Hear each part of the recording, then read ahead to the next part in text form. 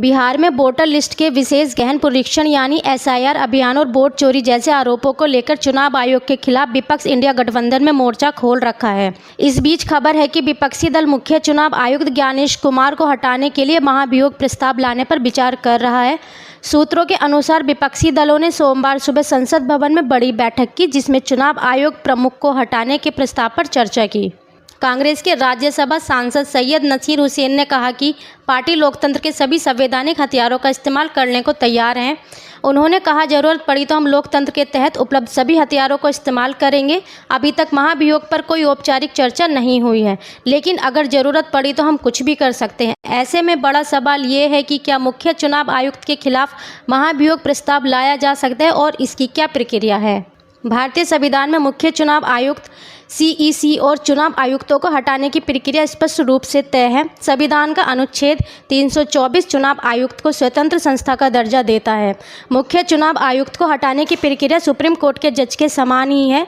इसका मतलब है कि उन्हें केवल महाभियोग के जरिए ही हटाया जा सकता है। मुख्य चुनाव आयुक्त को उनके पद से हटाने के लिए लोकसभा या राज्यसभा यानी दोनों में से किसी एक सदन में प्रस्ताव लाया जा सकता है।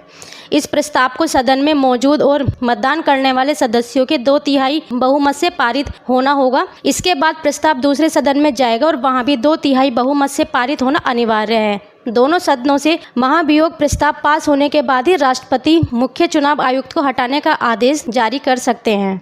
व्यवहारिक रूप से देखा जाए तो किसी मुख्य चुनाव आयुक्त को हटाना बेहद कठिन प्रक्रिया है, क्योंकि इसके लिए संसद के दोनों सदनों में भारी बहुमत की आवश्यकता होती है।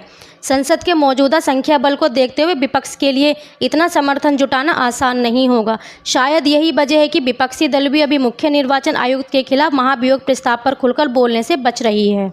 बताते चलें कि लोकसभा में नेता प्रतिपक्ष राहुल गांधी ने रविवार को चुनाव आयोग के संवाददाता सम्मेलन के बाद आरोप लगाया कि आयोग पहले छुपकर वोट की चोरी कर रहा था, लेकिन अब विशेष गहन पुनरीक्षण एसआईआर के नाम पर यह सरेआम हो रहा है। उन्होंने बिहार में वोटर अधिकार यात्रा के दौरान औरंगाबाद के रमेश चौक पर एक सभा को संबोधित करते हुए यह भी कहा कि वह न तो प्रधानमंत्री नरेंद्र मोदी से डरते हैं और न ही चुनाव आयोग से डरने वाले हैं।